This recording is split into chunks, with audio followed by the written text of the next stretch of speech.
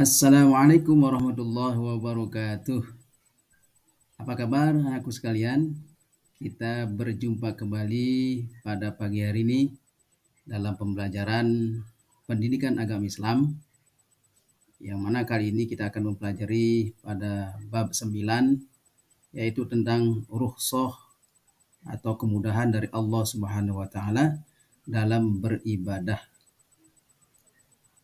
Baik, kita awali pembelajaran ini dengan memanjatkan doa kepada Allah Subhanahu wa taala dengan harapan belajar kita pada pagi hari ini senantiasa dalam bimbingan dan barokah dari Allah Subhanahu wa taala. Al-Fatihah. A'udzu billahi minasyaitonir rajim. Bismillahirrahmanirrahim. Alhamdulillahirabbil alamin arrahmanir rahim. Maliki yaumiddin. Iyyaka na'budu wa iyyaka nasta'in. Ihdinas siratal mustaqim. صراط الذين أنعمت عليهم غير المغضوب عليهم ولا الضالين آمين. Baik anak-anakku sekalian, adapun tujuan pembelajaran kita mempelajari rukhsah dalam beribadah kepada Allah Subhanahu wa taala adalah yang pertama, mampu menjelaskan pengertian rukhsah dan dalilnya. Yang kedua, mampu menjelaskan tujuan rukhsah. Dan yang ketiga, mampu menjelaskan rukhsah dalam sholat.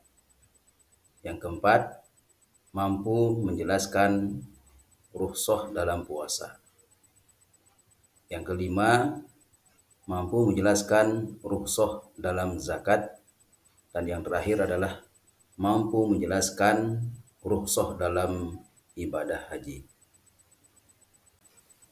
Nah, anakku sekalian, di antara kalian adakah yang tahu?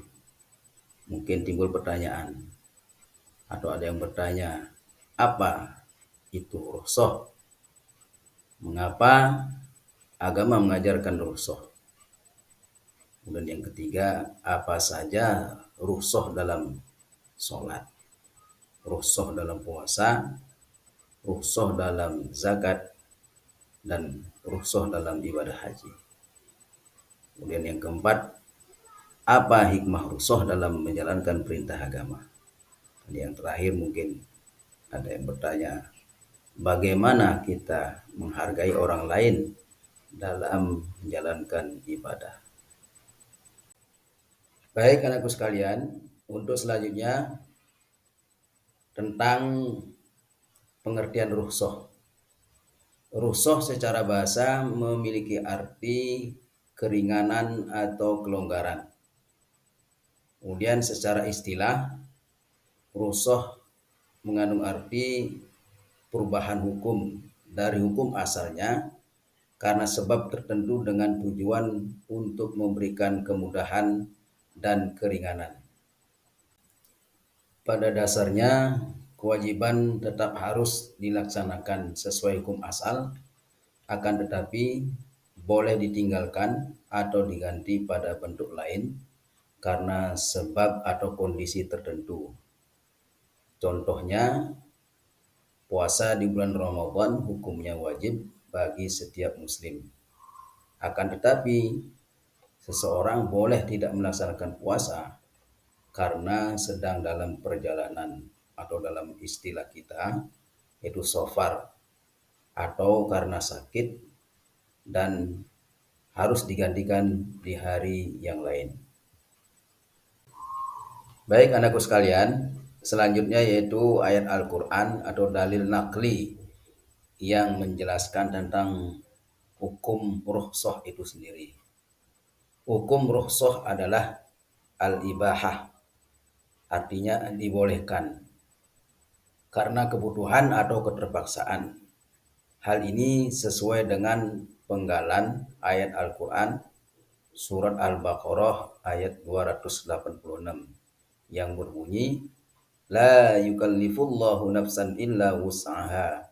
Allah tidak membebani seseorang melainkan sesuai dengan kesanggupannya. Pertanyaan berikutnya adalah, mengapa agama mengajarkan rukhsah? Jawabannya adalah agar ibadah yang diperintahkan dapat dilaksanakan dengan sebaik-baiknya tanpa memberatkan dan membebani umat Islam. Selanjutnya anakku sekalian, yaitu rukhsah dalam sholat. Terkait dengan sholat, terdapat beberapa aturan yang mempermudah pelaksanaan sholat. Contohnya, ketika dalam perjalanan, sholat dapat dilakukan dengan cara diringkas atau digabung pada satu waktu.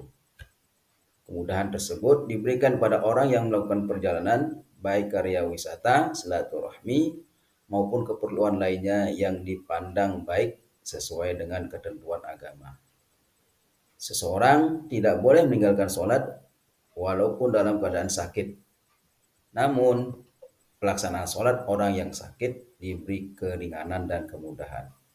Seperti halnya pada orang yang melakukan perjalanan, orang yang sakit pun dapat meringkas atau menggabung sholatnya. Berikutnya anakku sekalian, yaitu rukhsah atau keringanan dalam ibadah puasa. Puasa adalah salah satu ibadah yang bertujuan untuk mencapai ketakwaan kepada Allah Subhanahu wa taala. Setiap pahala dilipat gandakan olehnya pada bulan Ramadan. Apakah tidak rugi apabila tidak berpuasa? Padahal puasa mendorong seseorang untuk meningkatkan ibadah. Puasa pun dapat menghapus dosa-dosa yang telah dilakukan. Kita meyakini bahwa Allah Subhanahu wa taala Maha Pengampun lagi Maha Penyayang. Bagaimana dengan orang yang tidak mampu melaksanakan ibadah puasa?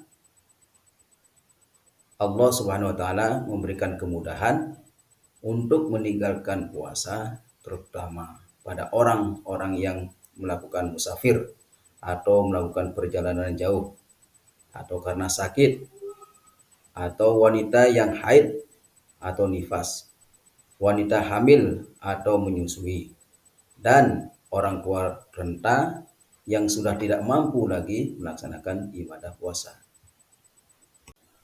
Rukhsah dalam ibadah zakat.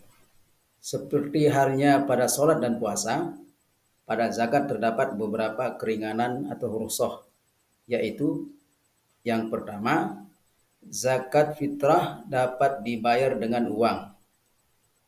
Biasanya zakat fitrah dibayar berupa jenis makanan pokok langsung, seperti beras yang nilainya seharga dengan makanan pokok tersebut.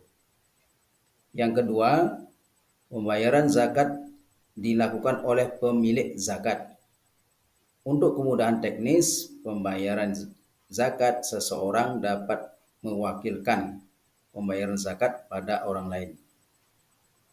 Yang ketiga, pembayaran zakat fitrah bertujuan untuk membahagiakan fakir miskin pada saat hari raya Idul Fitri.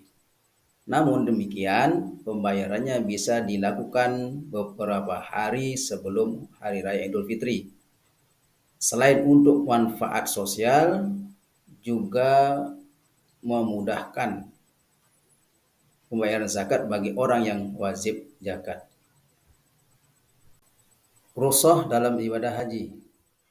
Berikut ini adalah beberapa keringanan pada ibadah haji dan umroh.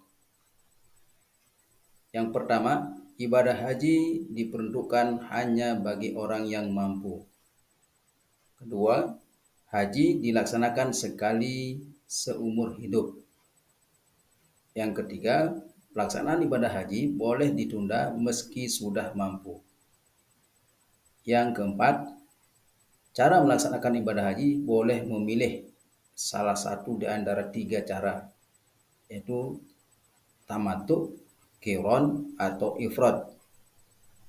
Tamattu artinya mengerjakan umroh dulu, baru kemudian haji. Haji qiron yaitu haji dulu, baru umroh dikerjakan. Sedangkan haji ifrad adalah umroh dan haji dikerjakan secara bersamaan. Berikutnya adalah pelaksanaan ibadah haji boleh dikerjakan oleh orang lain. Dan yang terakhir, pembayaran dam boleh digantikan dengan puasa dan tidak bermalam di Mina. Yang terakhir anakku sekalian, yaitu tentang hikmah adanya rukhsah dalam agama Islam. Di antara hikmahnya adalah yang pertama, mempermudah pelaksanaan syariat Islam. Karena agama tidak menghendaki kesukaran, agama memperhatikan pelaksanaan amal sesuai dengan kemampuan. Yang kedua, pembuktian bahwa syariat Islam itu tidak kaku dan tidak pula ekstrim. Yang ketiga, menguatkan istiqomah dalam ibadah dan cinta akan ajaran Islam. Dan yang terakhir adalah mendorong sikap saling disiplin dan saling menghargai dalam beribadah kepada Allah Subhanahu wa taala.